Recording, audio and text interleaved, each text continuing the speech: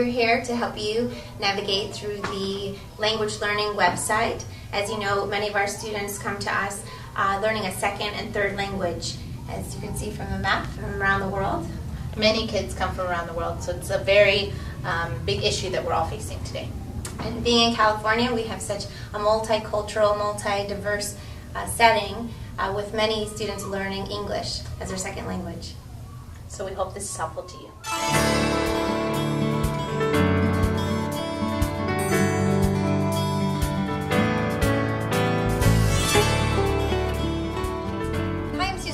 Welcome to my third grade Spanish immersion classroom. I'm excited to share it with you. I'm going to start over here and show you what we use for our comprehension strategies. So anytime I have any strategy up that the kids are asked to use on a constant basis, the vocabulary is always up in the classroom along with the visuals that go along with it. In case they forget that vocabulary, they can come at any time and they can access it.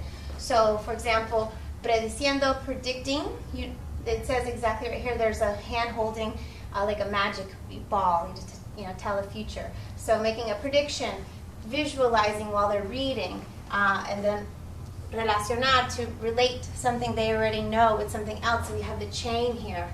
And then there's even more explanation down here. Asking questions, so we have the question mark. Making inferences, and this even, because inferences can be a little complicated for third graders, so I have a little explanation with the visuals to go along with it. Synthesizing, getting clues from the book, being able to process what you're reading. And then, of course, if you understand what you're reading, you can make a nice summary at the end and explain to somebody else what you're reading. And it is so important for them actually to know the process, to model it for them. A strategy that we use in the classroom is called think alouds.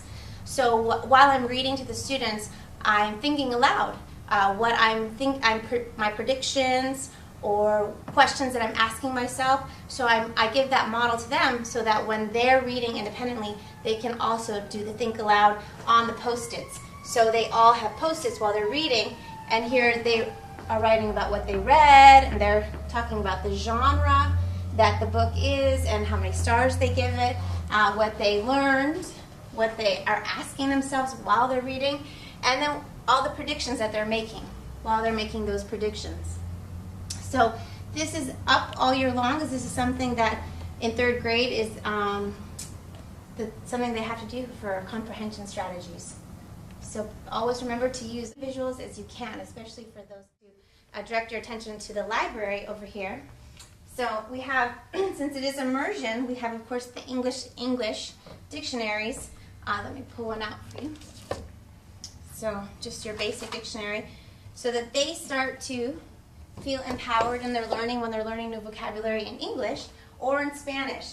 So whether you are teaching a class full of English learners who their native language is Spanish or Tagalog or Vietnamese, it's important to have a reference for them that they can use and access. So this is one that is Spanish to Spanish.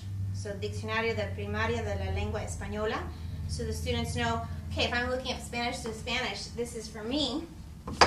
And if I need to know, I know the word in English but not in Spanish, so we have Spanish-English dictionaries for them. That's very important. And then for my group of learners, of course, they have to learn verbs. So these reference materials are so valuable. You need to have it ready for them so that they say, how do I say that in the past tense? And they can go and they can look right here. So, and this is something they always have access to. So, all right.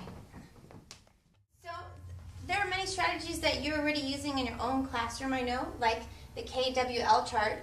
And that is, what do the kids already know? So access their prior knowledge. And then what do they want to learn?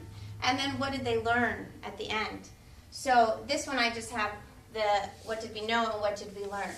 The what we want to know, they did on think alouds and they did it in Post-its. And we have it on a separate chart.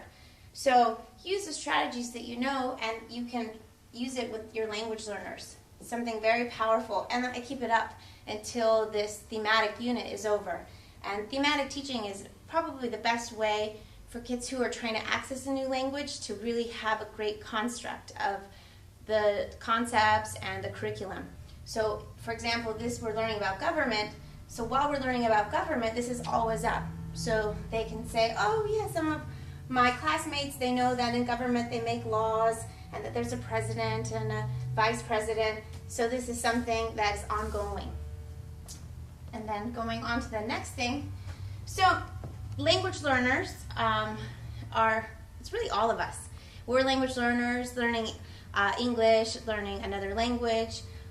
So it's good to know who are your language learners. And if you happen to have a class that has a lot of Spanish-speaking students learning English, this may be some helpful, really quick, helpful tips for you.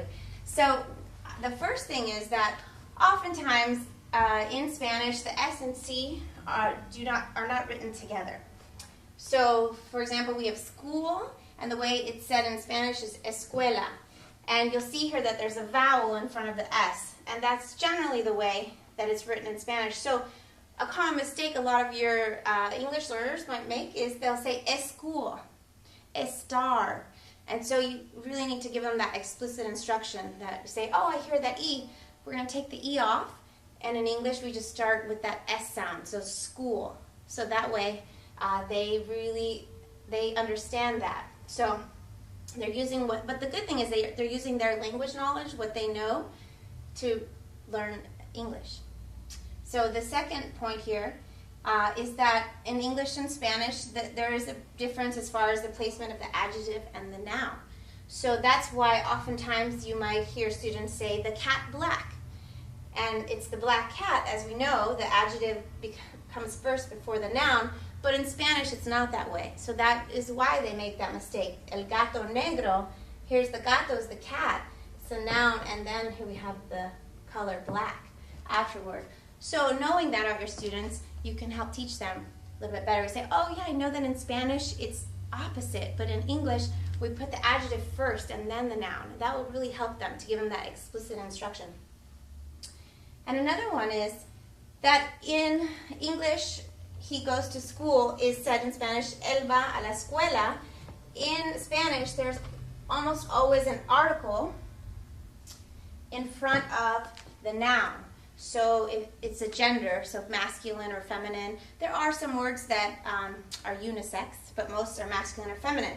So that is why sometimes you'll have your native Spanish speakers who are learning English say, he goes to the school, and you'll hear them put in an extra transition word, an extra conjunction.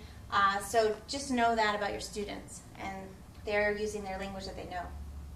And the last point is capitalization. In English, Monday, January 15th is capitalized as we know Monday and January, but in Spanish it's not. So lunes, here Monday is not capitalized, and enero, the month is not capitalized, and we have a lot of abbreviations in English that we also capitalize that in Spanish we don't capitalize. So just when you're working with your students, know that. So genres, they're always up as well because they need to access that vocabulary, and we do have so many genres. So everything comes with a picture. Again, leyenda, legend. Here we have the Horse of Troy. So everything, fantasy has a dragon, and it says exactly in Spanish what every genre is. So it explains it, and it's always up for them. So anytime there's any question, they have somewhere to go. And this is actually very important for language learners.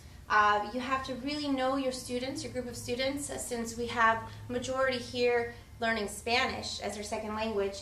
We know that some things they want to translate from English, and it doesn't translate exactly from English to Spanish. So knowing that, we say, okay, we know that a common error, mistake that you might make, something like saying, I know, yo sabe. You say, this is one of those words that you don't say it this way, but you say yo sé. So we give them, these are the most common mistakes. And I have about 1, 2, 3, 4, 5, 6, 7 up all year long. And so the students know that they are responsible to learn this terminology. So this is a big one in 3rd grade that they are learning. So he terminado, I have finished, and to say it the correct way. So this is always there for them. And they know if they're not saying it the right way, I say, please go check the window and figure out how to say that. And then they come back and they tell me the right way. So here we move on. This is some math vocabulary that's always up. And there's, of course, again, images to go along with all the vocabulary, like obtuse angles, obtuso, and it has an obtuse angle, and it says exactly that it's more than 90 degrees.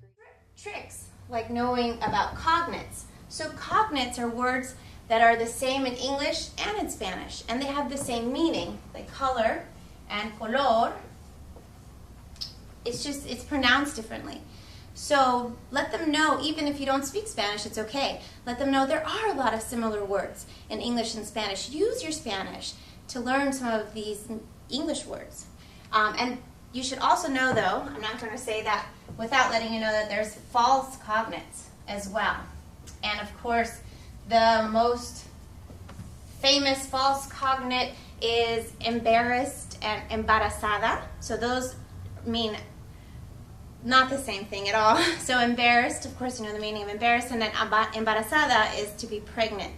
So let them know that sometimes, not very often, but sometimes there are false cognates, so it is not the right meaning. But majority of the time, cognates in English and Spanish are the same.